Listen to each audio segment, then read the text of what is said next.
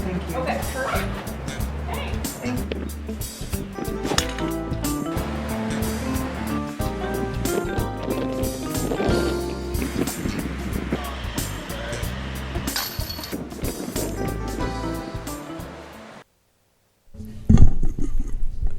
The fallen Bella Vista police officer, Officer Cummins. So if you just, moment of silence, please.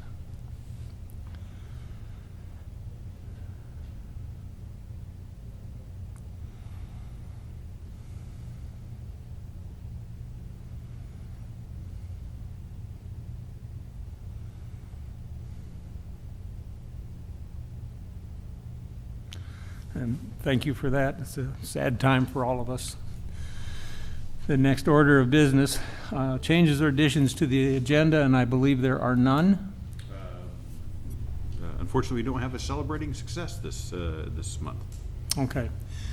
And then the approval of the minutes.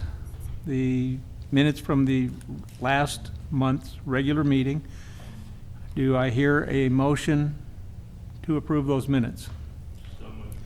Jerry? It's just a change, I think. Okay. You want to second it and then mention? Yeah, I'll second it. Okay, second. And is there any discussion or changes? I think I was here, and it doesn't show me present, so. It says none absent, so So, as I recall, I was here, so. we definitely will add you. Yeah. I remember you were here too. Is there anything else? All those in favor of approving, say by saying aye or raise your hand. Aye? There we go. Next up is the board work session from last week. Do I hear a motion to approve those minutes? JB? I'll second. Second by Mike. Are there Wait a any minute, I got something. additions, corrections? Yes. On V117, in the second paragraph, it says that the net proceeds to the POA would be $903,400. It's on page 10.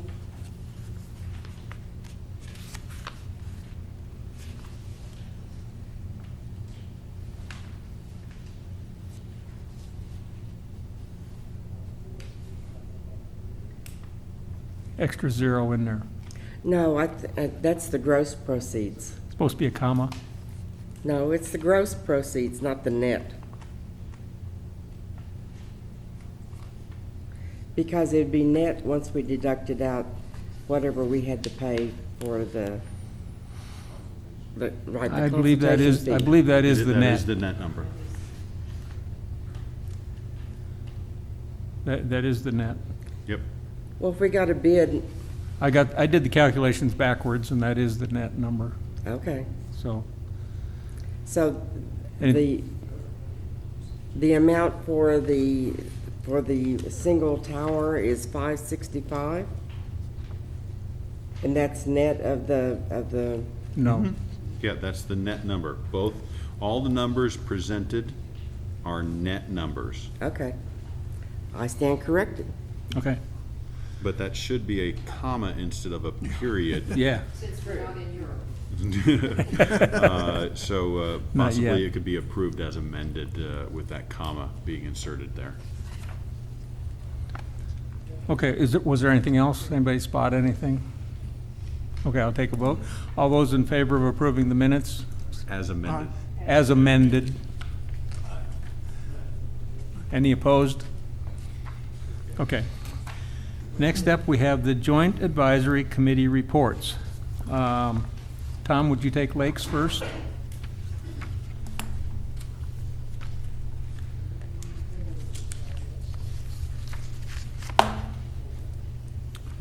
The Lakes Department, the Lakes Committee met on October 13th.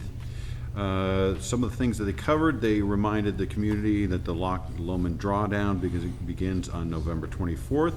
Refilling is planned for March 1st of 2022. The Lake Norwood kayak racks were completed, replacing the old ones that were not in great shape. The Lake Brittany Dam has been paved. If you haven't been down there, they really did a very nice job. So go take a look at that. There was discussion regarding wakes and so forth on the Tyree Cove, and they've created the Lakes Committee has created a subcommittee to discuss that point and report back to the committee. Their next meeting is on December 1st. They're not having one in November. They typically will combine their November and December meeting. Also, there was a report presented, and it was comparing the number of vessels registered between 2019 and 21, and we have seen a 33% increase in the number of vessels registered. That's 1,743 additional vessels.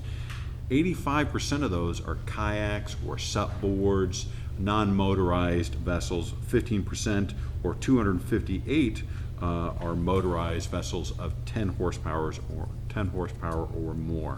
So pretty interesting how the 2020 plan has had a clear impact on the number of boats registered, or the number of vessels registered on our lakes. Okay, thank you. Next up would be the Recreation Committee. I believe Chris Stockman is here. Good evening, everybody. Good evening. The Recreation Committee met on October 11, and as usual, most of the amenities are in really good shape, so I'll just hit a few highlights here and then talk about some of the conditions that do need attention. So we'll move along through Branchwood here, and some new pickleball paddle racks were installed there. And it's a big facility, and everything there was looking really good. So a lot of use going on there, and everyone seems really happy with that facility. Over at Blowing Springs, the prior month, we reported some minor maintenance items, and they were all taken care of. An example would be the showers in the RV and tent area. Those were cleaned up really good, and compliments on that job because there was some kind of mildew or something growing in there. So that was taken care of. And a few more items were noted for this month, and so those will be followed up, I'm sure. Over at Lake Ann, everything is in working order and well maintained. The graffiti has been cleaned off the tables, and the new parking area looks great. Also, a hazard sign was put up at the sinkhole, so warning people to keep away if the orange fence wasn't good enough. Over at the Riordan Hall complex and tennis area, it's in great condition. All operations, meetings, exercise classes, and groups are operating on normal schedules. And the new mini golf course is active, and it's looking really good there. And of course, as many folks know, there's that spooktacular thing going on there right now through Halloween. Several small maintenance items were identified in our written reports, and most in particular, the concrete decks underneath the picnic tables are starting to show some erosion, so they need to be addressed before they crack and fall apart. That was the most major of the items there. And also there was a request made for more leaf blowers at the tennis courts. Moving over to Tyree Park, there's one last remaining wood picnic table. It looks like it's getting a little bit warped and unserviceable. Splinters may become a hazard, so we recommend to replace that, match up all the metal ones that are there maybe.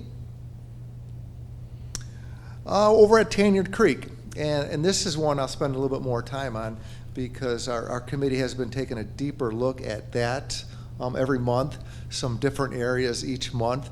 And this month, they looked at the infrastructure like bridges, benches, signs, and fencing. So on the benches, I'll just go through a few of these items that they wanted to report on. The benches have all been recently painted by a volunteer group, and they're in good shape. The signposts have also been painted and guards added, but some of the stickers that were pasted on the old metal signage are already starting to wear off. And it looks like that will become a periodic need to replace those. And these are just the signs that identify what kind of plants and flora and fauna that you're looking at there. The bridges, they all show wear and some bare wood. And the paint only lasts for a few months, so most of the time they appear worn and slippery with mold when they're wet, of course. The non-skid that's applied with the paint doesn't seem to hold up very long under the high foot traffic. And then as the boards wear out and rot, they could be replaced with cedar perhaps now, as that's more resilient to weatherizing outdoors there. Also, many of the signs that I mentioned earlier, they don't really match what they describe anymore. There's invasive species and different habitat changes that have occurred. So eventually it'd be good to get those starting to line up again. Could be a project to look at. And then finally, the far north of the trail, there's some orange fencing that separates the trail from a 20-foot drop to the creek bed. And it's pretty old and worn out and faded, and it looks pretty unserviceable. So it's recommended that a more permanent fence be installed there. Getting close to the end here, there's a water fountain there that's rusty, and it really should be replaced. And all these conditions, and basically most of the conditions that we report on in our committee meetings are supported by photos, and you'll find those in the detailed report, so you can see what the water fountain looks like in this fence and everything. And the final note is that there is a lot of wear throughout Tanyard Creek. It's one of the most used amenities here, and the committee feels like it deserves a little bit more budget attention. So thinking about future cycles, please note that. In new business, so that's it for the amenity reports. In new business, there's not much going on. We mentioned that the survey is going on for the strategic plan, and we had one committee member resign, so we'll be looking for a replacement in the coming weeks. Now on to the staff reports. There's some overlap between committees and everything, and Tom already mentioned some things relative to the lakes. But one thing he did mention at our committee meeting that was different is that the activity cards this year were up 58% compared to the prior year. So the 2020 plan is working really good. And of course, I got the same number of 33% on the boats that he already mentioned. Rick Eccles mentioned that the ranger hours are cut back now for winter hours, and that there was a bench added at the small dog park. Lake and parking lot is complete, and there's a new kayak rack at Lake Norwood. I think that was mentioned earlier too. John Urquhart reports on the gun ranges usually, and he mentioned that they're a little bit slow right now, probably because there was a burst in 2020, and he feels that maybe some ammo availability is restricting use too. But they're in good shape. And finally, Jessa McCrary reported that the pickleball courts at Branchwood had the cement poured for the new courts, and it'd take about a month to cure before they're able to paint and finish all the other work there. And also there's a handicap chairlift installed at the Branchwood Pool, so that'll be ready for the next season. And 3 new tiny cabins will be added to the Blowing Springs Park this month. And I go by there often, and I could see it being mapped out and the foundation kind of being planned out. So that's happening. And, so that's about it. That's the notes from the notes of our committee meeting. Our next one is going to be November 8th, right here. So that's about it, unless you have any questions. Thank you, Chris. All right, thanks, folks. Thank you, Chris. Next up, Tom, would you handle golf? Yeah, so Keith Eames gave a report regarding the Bella Vista Country Club fairway number 9 has improved greatly due to the limited cart traffic and keeping carts to path. That was the area that was sodded and so forth. He also talked about Scottsdale. The sprigging was very much a success. Very pleased with how that came out. On number 5 at the Country Club, most of the rock has been installed and in place around the bridges. When approaches are torn up, formed, and poured, the front 9 will be closed for 3 to 4 days to let concrete cure. The number 18 Dogwood Pump House will be rebuilt with block. Starting is anticipated fairly soon. And then Daryl gave a breakdown for September. The number of rounds played were at 19,727, which was down 379 rounds, so not too much of a drop-off compared to September of 2020. Year-to-date, total rounds are at 135,728. This is down from last year by 2,073, but guest rounds are up by 5,120. Range buckets just continue to go out the door like you can't believe. We're at 48,726. This is an increase over last year of 3,259, and David's score continues to not improve even with all those buckets hit. True, sadly, but sadly true. Okay, next will be financial reports, and Stacy Higgins will handle that for us. All right, so as you guys know, we've been trying to highlight one area each month, and Joan's kind of coming out of her busy season with the summer. She's had a great summer, and so she's going to come in and kind of talk about how she's kind of ended up her summer and where she's going. Thanks, Stacy.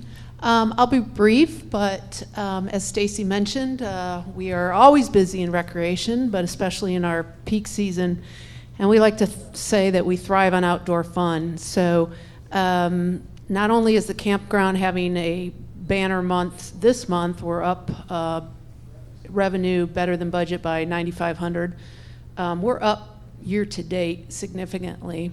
As someone mentioned earlier, Chris, we do have some new tiny cabins that are finally about to arrive. They are delayed because of the supply chain, as most things are. And we're doing some final work with the city on the permits, but they're being built as we speak, so they should be in probably by December. And our current unit, our one tiny cabin, which was always our test and we've had since 2018, is up on revenue year to date 25%. We'll go to the next slide. Again, Chris mentioned some of these things, but this is a picture of the 4 pickleball courts that this board helped support earlier, and we are underway in building the 2 new ones. The sport continues to grow, but not just pickleball. Tennis does as well. So again, it's all about being outdoors. We have tennis revenue up $9,000 year to date, and that is largely due to lessons. Everybody and their brother has maybe wanted to brush off their rackets, so to speak, lately. So we've also seen record attendance at our youth tennis camps this summer. And lastly, we are awfully proud, the team, the recreation team. We've done some great events over the last couple of years. Last year we did the Not So Haunted drive-through at Blowing Springs, which was a live event 2 nights. This is something that is being enjoyed literally by hundreds of families. We set it up about 2 weeks prior to Halloween, and it will be open through this Sunday. And there's a number of playable interactions with some not so spooky things along the course. We do light it at night with black light and some other lights, and it's really neat. No matter what time I'm coming or going from Reardon, my office happens to be there. I can pull up in the middle of the day and I might see 30 people. I can go at night. Actually, we physically go at night and turn on the lights because we have LED lights in the golf holes. And when I'm out there, I can see 10 families at a time. So we are really thrilled with it. And we leave putters and glow-in-the-dark balls out there so everybody can enjoy it, and it's great. This picture is a family that regularly plays, and they loved it so much when the grandparents were in town, they brought them down. So that's it. Thanks, and I hope you have a great rest of the meeting. Thanks, Joan. All right, Hey, let's Joan. talk about September. Oh, questions for Joan? I just wanted to say thank you so much for that Not So Haunted golf. I literally have so many friends that have commented on it and how much they loved it. And it's those kind of events that get our members out and having fun with their families, either younger or older. So I just really appreciate the thought that went behind that and getting that done. All right. Any other questions or comments for Joan? All right, we'll move on to September financials. So September consolidated, another good month for revenue, variance of $354,000 to budget. Gross profit came in at $261,000 to budget, positive. Expenses are over budget by $295,000, and our EBITDA, we missed budget by $34,000. For the year to date, though, we're running 4.24 million variance. 2 million of that is obviously the lawsuit, but we're still well above our budget without that. Gross profit, we're at 3.83. Expenses, we're running over budget, but you would expect that with being as high on the revenue side as we are. Labor's high, cost of goods is high, everything is high right now. And then EBITDA, so EBITDA is up 3.5 million. So if we look at the consolidated monthly financials, on the left-hand side, you'll see the consolidated revenue, and there's 4 months there, June, July, August, and September, and you can see that we're trending well above budget and last year for all 4 of those months. Some of the areas in particular is income from auctions is $172,000 better. Water sales is better than budget by 82. Our golf guest fees are better than budget by 51. Food and beverage, food sales are up by 45, and I'd like to also comment that all of our restaurants were profitable again this month. Foreclosed lot sales were better than budget by 27, and our F&B beer sales were better than budget by 20, making our revenue better than budget by $354,000 for the month of September. If you look at our expenses, which is the middle column, you'll see we were worse than budget by $295,000. Some of those areas were our health and dental, life. We were worse than budget by $169,000. Some of that's timing for some money that we're expecting to come in for our stop loss. Food and beverage, cost of goods was worse than budget by $29,000. Maintenance and repairs, water distribution was worse than budget by $27,000. Our water cost of goods was worse by $19,000, and meter installation was worse by $12,000. Again, you can kind of see the trend as the last 4 months, our expenses are over budget and year to date, which kind of goes along with our revenue. And last is consolidated EBITDA. So when you look at EBITDA, we're worse than budget by 34 for September, but legal came in with our sales at a positive 39. Golf maintenance is better than budget by 18, and golf operations is better by 16. Some of those that fell short was clubhouses were worse than budget by 28. Water was worse by 32, and general income by 52. So if we talk about just the POA, so the POA without water was better than budget by 268 for revenue. Our country club food sales came in better than budget by 35. Again, all 3 of our restaurants did really well. Kingsdale Golf was better than budget by 38. The assessments came in at a positive 26, and foreclosed lots at a positive 27. Gross profit was better than budget by 193, but cost of goods was worse by 75, basically due to the food beverage sales along with our golf equipment sales being revenues up, so of course cost is going to be up. And then on the expenses, worse than budget by 196. So some of that's timing, some of it's just increased pricing, and some of it's just because revenue's up. But our golf cart lease expense was worse than budget by 19. That was due to timing. If you remember, I mentioned that last month. Credit card processing charges, they were worse than budget by 8. Chemicals for the golf maintenance at the country club in Highlands, Scottsdale was 12. Bad debt expenses was better than budget by 10. And professional fees that was primarily associated with the Trafalgar fire was better than by 23. And kind of a shout out to Doug, it's better by 115 year to date. So he's been managing the legal expense as well. EBITDA was worse than budget by 3. Year-to-date financial performance for the POA. Year-to-date, we're having a strong year. Revenue, we're at 19.6 compared to our budget of 15.7. Cost of goods, 1.2 compared to 0.86, but again, revenue's up. Gross profit, 18.4 compared to 14.8. And our operating expenses, 14 compared to 14.2, so they're right on, just a little over. And our EBITDA is well above our budget. You can see the bottom line, the bottom boxes kind of give you an idea just in a picture of kind of where we look this year compared to last. And then some of the key call-outs for revenue, of course, is the lawsuit. We've talked about that. A la carte food, we've talked about. Membership transfer fees are up 332. Guest green fees are up 165. Assessments are up 155. And our annual green fees and cart rentals are down by 72. On the expense side, our food and beverage cost of goods are worse than budget by 253. Salary, wages, and benefits 203, and we're going to talk about that a little more in a minute. Maintenance and repairs, extraordinary events 142, professional services 97, and bad debt expense 90. So let's talk about water.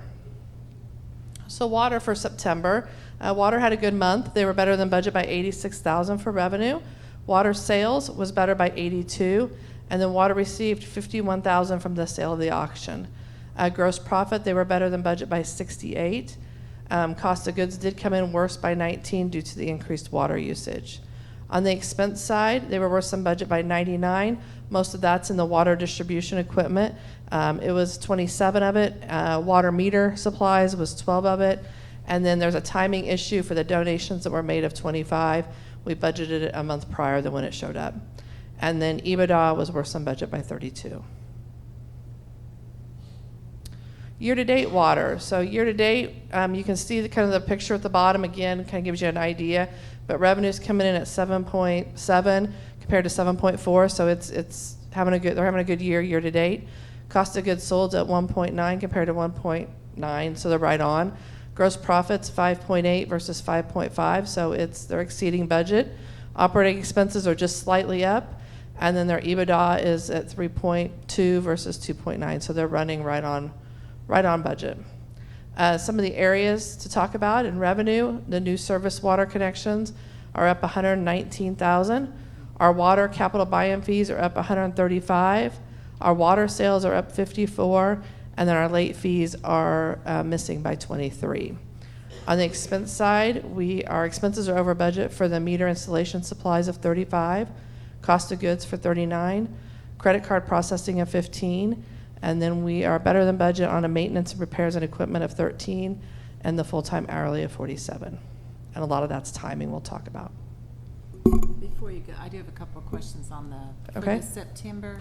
Can you explain to me how, if you're talking about auction, if that's the lot auctions that impacted water revenue? No, they had Auction? the auction out at the water department where they sold the equipment, the annual auction that we have. Perfect. I didn't understand the connection of Yeah, the lots. yeah, Okay, that's the and auction. then the only other question on the year-to-date was late fees are negative. Does that mean more people are paying on time? So negative means we didn't charge as much for late fees as what we expected. There were some months early in the year where there was bad weather and they waived those late fees, and so they didn't charge them Okay. when they had budgeted for them. Thank you. All right, so let's talk about payroll expense. This is really something that's kind of been highlighted the last couple of days when working on budgets. So labor statistics, I worked with Carmen a little bit on this, and open positions that we've had year to date this year, we've had 165 positions that have been open throughout the year. Highest month was April with 48 open. The average time to fill is 47 days, which is really long. We had 6 positions that took over 100 days, and only 35 of our positions were filled in under 20 days. A lot of this is due to the fact that we're not being able to fill positions within the salary, the budgeted salary that we have, and employees are leaving for higher paying jobs. So we're seeing huge variances when we're working on the budget this year because of all of these openings that we've had and the timing related to them to fill them. From a dollars perspective, as of the end of September, and this doesn't count food and beverage because food and beverage is kind of its own unique animal. Overtime wages were over budget by 35,000. You would expect that when you have that many open positions. You've got to somehow get the work done. Base hourly wages were under budget by $332,000. I mean, incredible dollars, and it's really going to show up in the budget when you guys see it next week. Key areas that are affected, these are 3 of the big ones. Golf maintenance is $141,000 below budget because they couldn't get positions filled timely. I know we made some fixes for that mid-year, but that's still not going to reflect in the full budget next week when you see it. Golf operations, $65,000 below budget, and water, $51,000. All of that related to open positions and not being able to get them timely filled in some way or another. So EBITDA, year-to-date EBITDA variances to budget by division. This is just kind of shows you where each of the departments are. And general income, obviously, with the $2 million is leading the way. And then you can kind of see recreation. Jones had a great year. And then water, golf, pro shops, accounting, food and beverage, and so on and so forth. So that's just kind of a different snapshot of EBITDA by department. So let's talk about cash a little bit. So cash for the end of September, the POA is sitting at 3.48 or 3.5 million. And then we have the 315,000 that we have to have in reserves, so a total of 3.8 million, 3.79. On the water side, they're sitting at 3.5. Water restricted is 1.2 for a total of 4.7, almost 4.8 million. Of that, we've got 4 million of it invested in the regions side of it. That doesn't count the water restricted that's also in the bank, in a different bank for the water bond. Intercompany loan. So I kind of took this as a challenge from Tia last year, was to see if we could get through the year without having to borrow money. And so we kind of changed our way we did it this year. And we kind of got it paid off. You'll see in April where we've paid off our commitment. And then we just slowly started chipping away at it with a monthly payment of about $10,000 a month. And you notice that since we've started doing that, we haven't had to borrow. Knock on wood, we got 3 months left and they're coming into the slow season. So I hope I don't jinx myself. But up until September now, we have not had to borrow money. So we have not borrowed money at all this year. And you can see we've repaid it in April, and we're just slowly chipping away at the balance.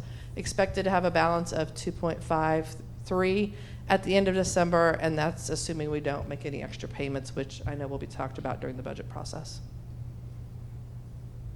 And then this is the one pager that we always put at the end. I think we've pretty much covered everything on here, but we just kind of sum it all up for you guys so you have one page to reflect back to. Questions?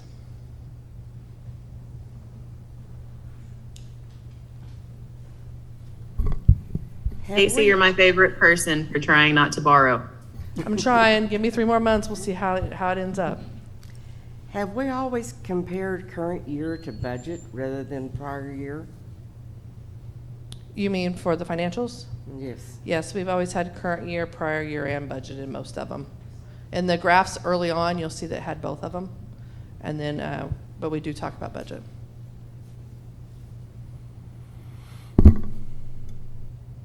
Is there something in particular you were questioning? I mean, I'm happy to pull something Well, out. if you have a big variance to budget, that just means you budgeted poorly.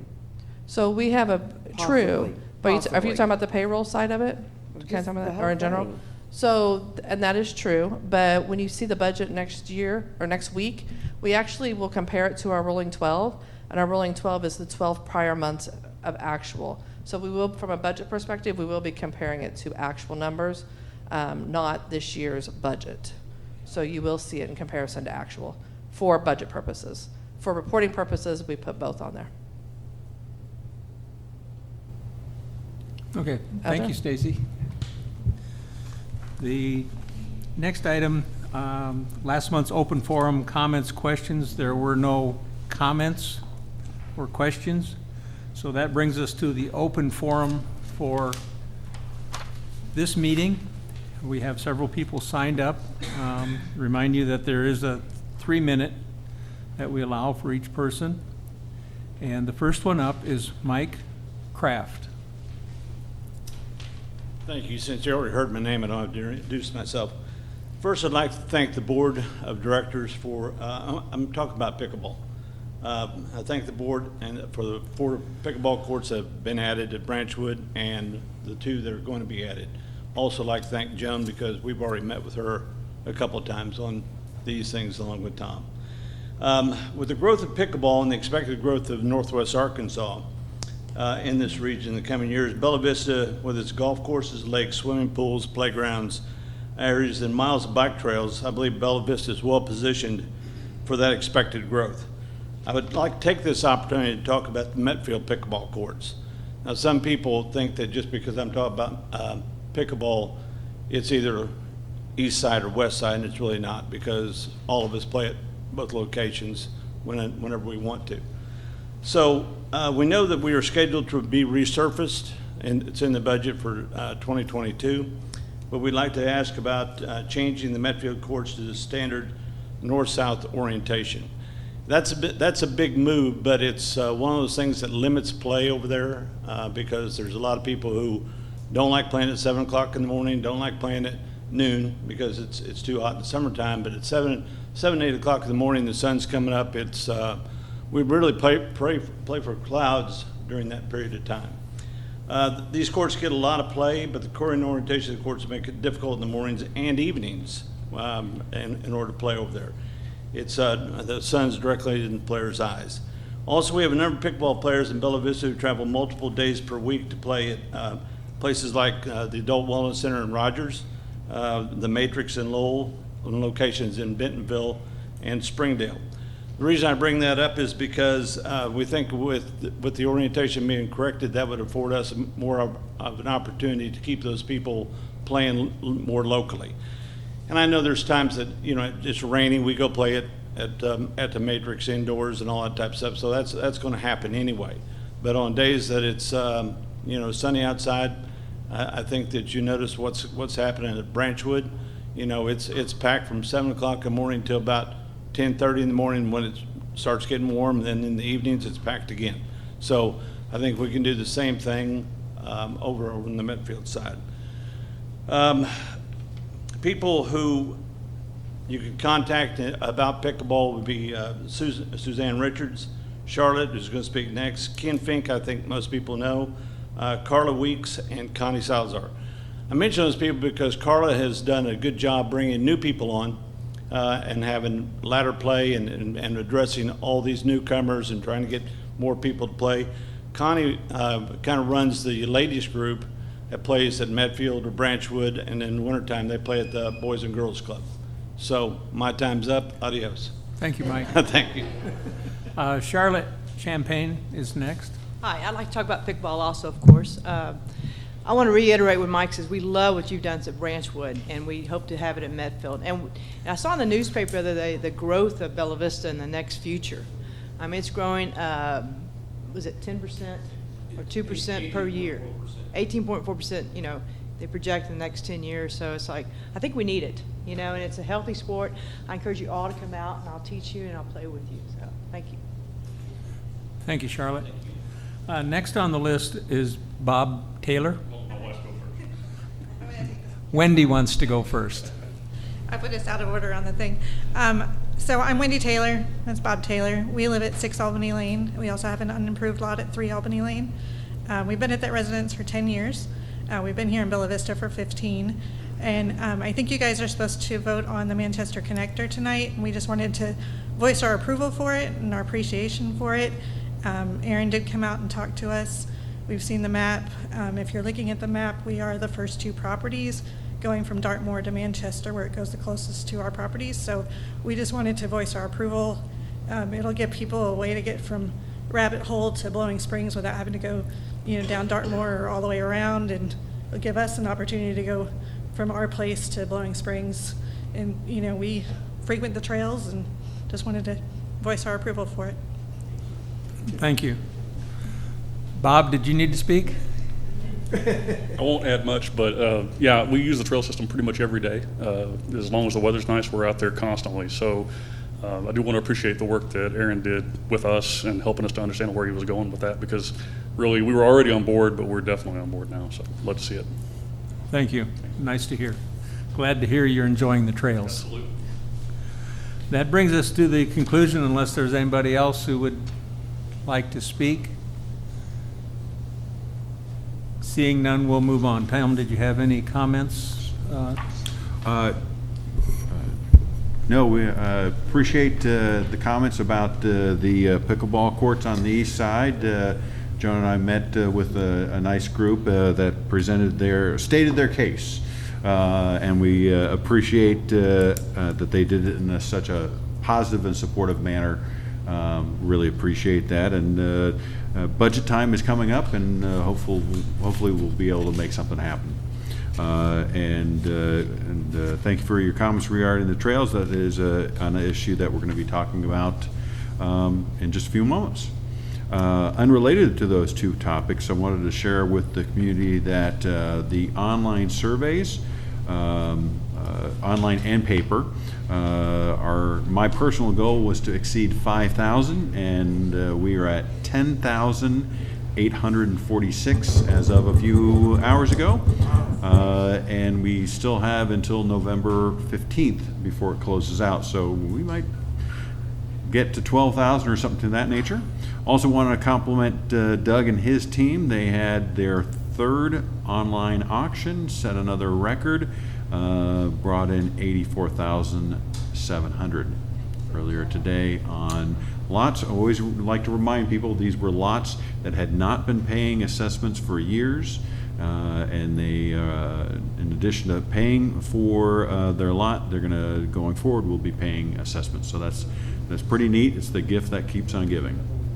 So my compliments to the team for a job well done.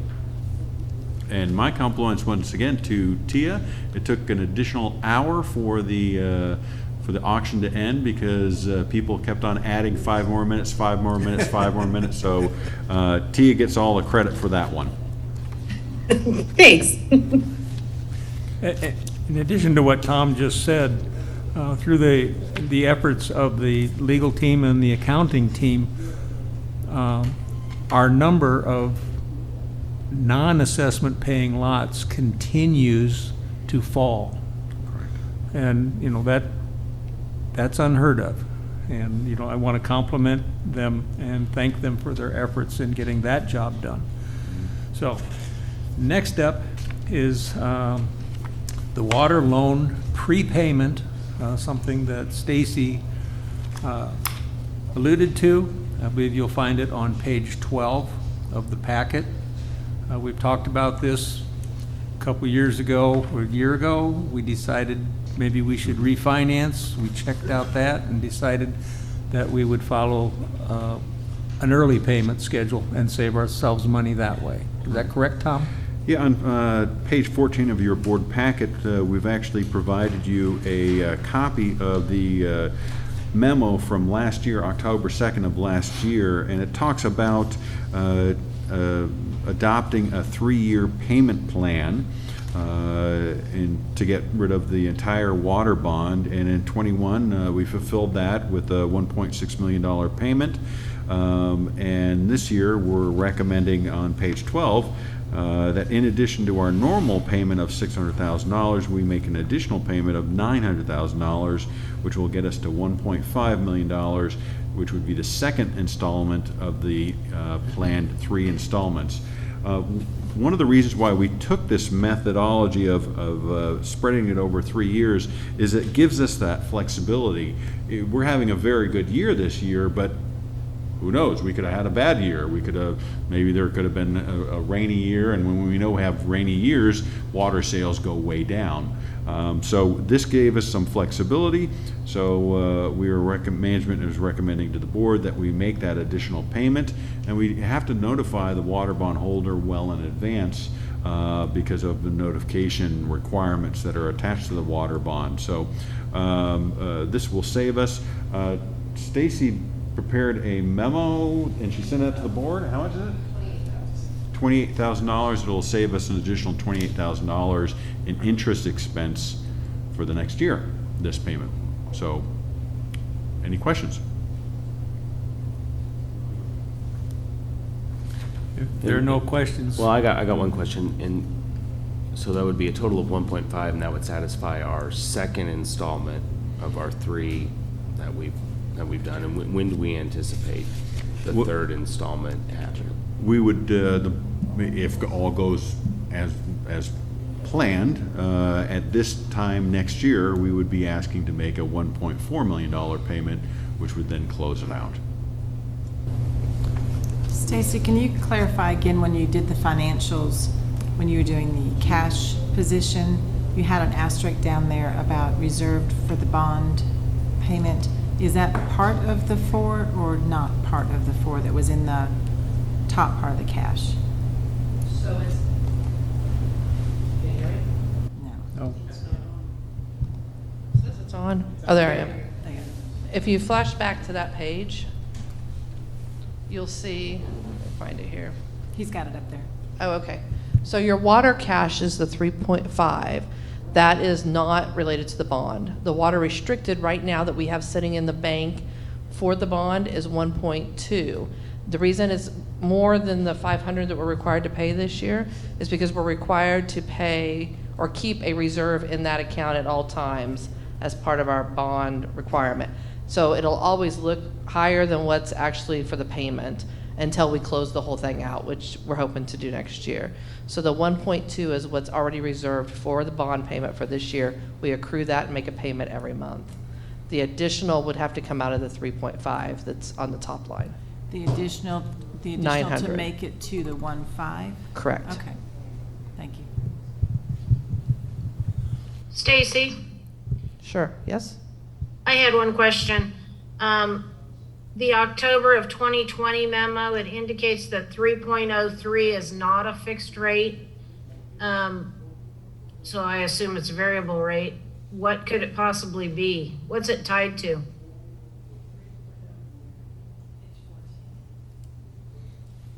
It is a fixed rate. If you remember when we talked about that a while back, we took that out. I think that's just a typo. Typo.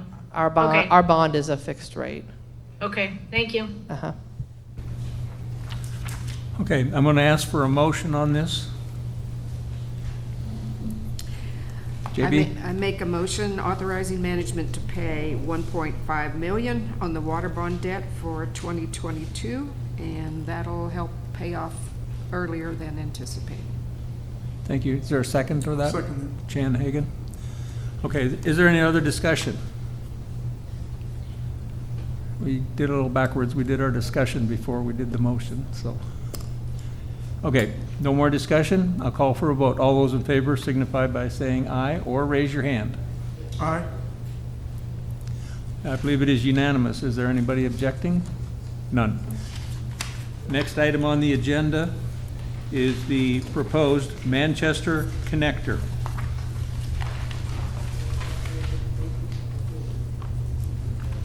Do you want me to jump in? Sure, go right ahead. On page 16 of your board packet, you'll see the proposed Manchester connector. So two comments on this is, first of all, this is part of the ongoing efforts by the Trailblazers to always continuously improve the trails. They don't just put them in and then walk away. This is part of the back 40. Also, one of the efforts that they're doing is they're alluding that they want smaller looping areas. Initially, we had very large looping areas, and it's great if you can make a 20-mile ride, but not everybody can do that, and so having smaller looping areas is a good thing. This was originally discussed with the board back in May, and one of the issues that was brought up at that time was the closeness in some of the pinch point areas that we heard about from some of our property owners. And so Aaron went and visited with all those property owners in that pinch point area, and you can look on page 17, those highlighted areas. He spoke with all of the improved and unimproved property owners. One of the questions from last week, I can provide the answer at this time, is every unimproved lot is owned by a neighboring improved lot. So when you talk to the improved, they're representing both in that case. So he spoke with all of the neighbors in that area. One neighbor had an issue, and so he rerouted the plans to stay away from that particular area, and the property owner was appreciative of that adjustment. The other ones were enthusiastically in support of this additional trail. This would be a three-way agreement between the city of Bella Vista, the POA, and the Trailblazers. The city of Bella Vista would still need to do their part, and we talked about this last week about how sometimes the city will act first and the POA will do it secondly, and in this case we're doing the reverse. There's no right or wrong order in which to do that. I have had a conversation with the mayor, and he is supportive of this. There would be no cost to the POA for the construction and installation of this trail, and no ongoing cost for a minimum of 3 years. Any questions? Okay, first we'll need a motion, and then we'll get to the discussion. Jan? I make a motion authorizing management to enter into an agreement with the city of Bella Vista and the Trailblazers for the Manchester connector. Thank you. Second? Second. Tia seconds that. Okay, any discussion on this item? Hearing no discussion, I'll call for a vote. All those in favor signify by saying aye or raise your hand. Aye. Aye. Opposed? Sandy Posnick, Jan Sims are opposed, 7-2. Next item up is a pizza oven capital project for the Highlands. I have heard some chatter about this. There are people eagerly awaiting their pizza. I think Tommy's already taking orders. Yeah. On page 19 of your board packet, you'll see that Tommy has approached me with a proposal to add a pizza kitchen to Highlands. We would start with a simplified menu. We like to start slow and build from there. The total request is for $45,000. This includes equipment and renovating or reconfiguring the kitchen just a little bit. It won't be too much. The main part of the kitchen, in any kitchen, is the hood. And we have a very good large hood, and it will easily fit the pizza oven. In fact, we actually, if it's a huge success, we have more than enough room to add a second one down the road. I'm going to let Tommy take it over. He's been gracious enough to listen to us for the last hour or so. I'm just going to mention some things that I mentioned last week for everyone else. This is a relatively small investment for a pretty quick return on investment. We've had numerous requests since Mason-Dixon closed to reinstate some sort of restaurant out there, but we really didn't feel the demographic or population was right. I've been monitoring with the help of water meter installations out there. They've grown exponentially. The bypass is now opened up, and you can see with the sales growth at Highlands already, since we did a remodel late last year, we've got the traffic through there that I think will make us successful. The good thing about pizza, it's low cost, high return. It's pretty easily managed with less labor than a regular restaurant. And for the west side, the carryout could be enormous. I anticipate it's either going to match or eclipse what the eat-in is, depending on the golf groups going through. So looking at kind of the supply chain issue we have now, I wanted to put it in the 2022 budget, but I think we could really capitalize early in 2022 if we went ahead and the board was gracious enough to approve it now, so I can get the order for the equipment in and get that here, because I'm not really sure, if I was to order it, if y'all were to approve it later, it could be much later in the year. And I've been out there talking to the people, and quite a bit. I was out there this evening, as a matter of fact, and we're fielding a lot of questions. People are very anxious for it. And like Tom said, it's going to be, we're going to crawl before we walk and walk before we run. But I just see it as an easy answer to a sustainable business that will create almost an immediate positive impact financially for the POA. And something that I mentioned last week, and I'd like to repeat for the community, is Tommy designed this not for the busiest days, that's important, but for the slowest days. Because what ends up happening is too often a restaurant or a business will design their operation for the busiest days of the week and forget about the slowest, and that's when you can hemorrhage money. So this setup, you can run it with two people, the bartender and the person in the kitchen. So on a slow Tuesday, you can run the whole setup with just two people. On a busy Friday or Saturday, we can ramp up the number of employees that we have in the kitchen to match the demand, but we can scale it way back down on a slow Tuesday or a slow Wednesday, so we're not hemorrhaging labor and have all this additional labor. So it's been designed very wisely to make sure that we can be successful not only in June and July when it's beautiful out and everybody wants to sit on the patio, but even during the winter time when it's slower. Correct. Okay, can I have a motion on that? David, I'll make a motion to approve the capital expenditure of $45,000 for the development of the pizza kitchen at the Highlands. Thank you, Jerry. A second on that? I'll second. Jackie? Okay, is there any other discussion? I just have a comment. JB. Tommy, where'd you go? There you are. No, I just want to thank you again for answering the question the other day about the ingredients being fresh and locally sourced, that sort of thing. So we're not getting a Walmart pizza. No, our intent is to treat this kitchen like we treat BV and Lake Point, and that's to fresh ingredients, quality ingredients, and value for our members and guests. Thank you for doing that. Yes, ma'am.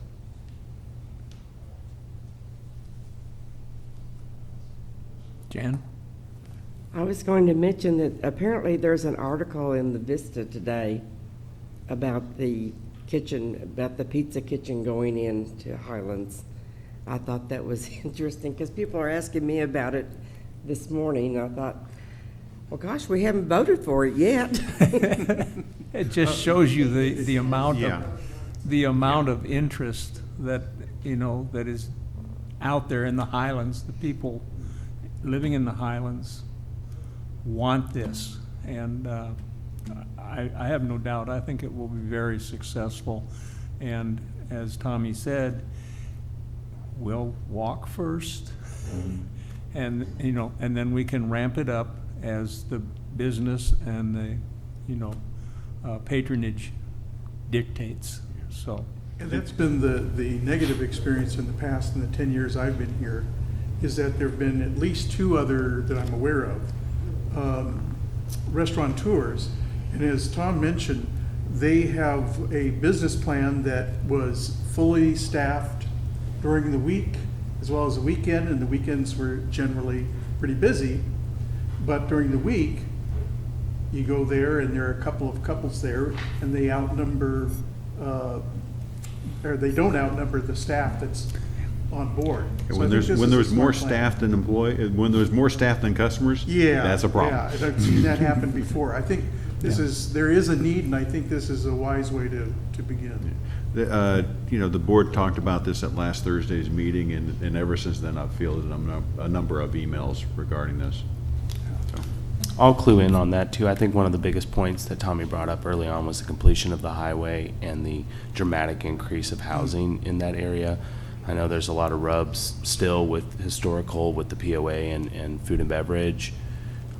Times have changed just by the critical mass of people. So although those are memories that are still fresh for a lot of people, I do think Highlands is ready to be reborn with something that goes directly to the POA, and we can earn a lot more than a lease with this option. Right.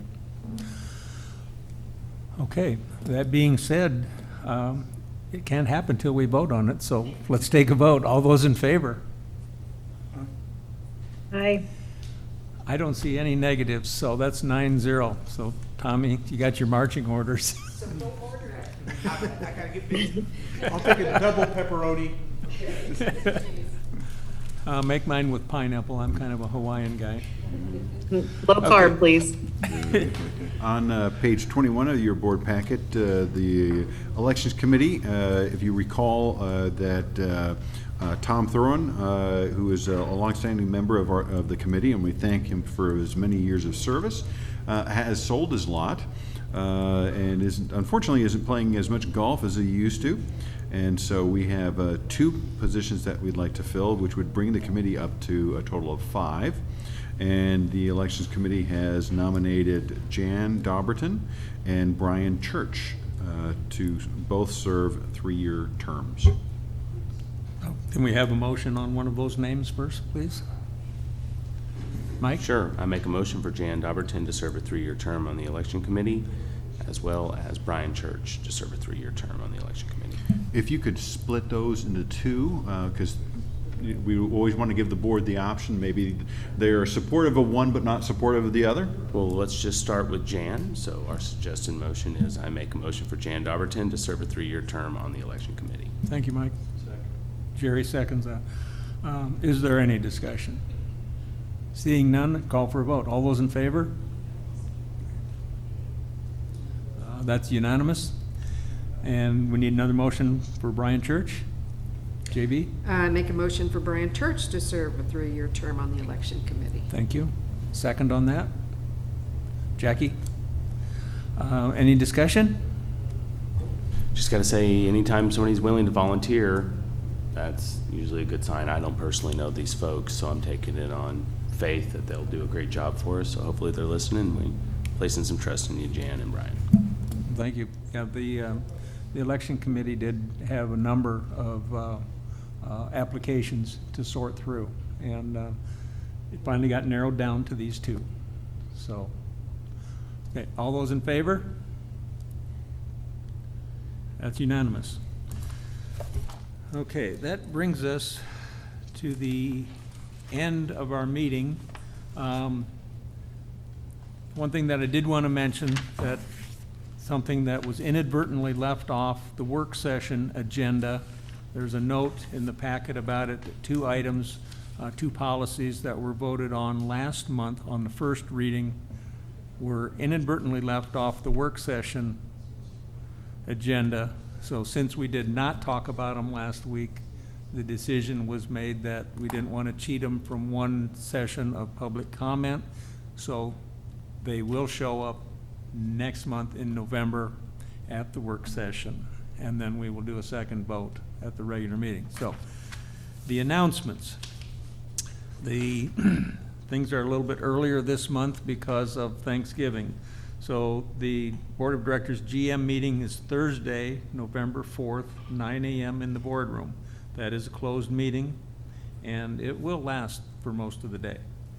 The Recreation Joint Advisory Committee meeting is Monday, November 8th, 4 o'clock here in the boardroom.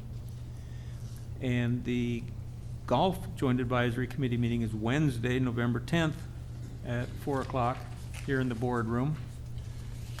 The work session that I just mentioned will be Thursday, November 11th at 6 p.m. in the auditorium at Reardon Hall and live stream. This is the annual presentation of the budget to the membership. The budget will have been presented to the board, and the board will have talked about it and had their feedback.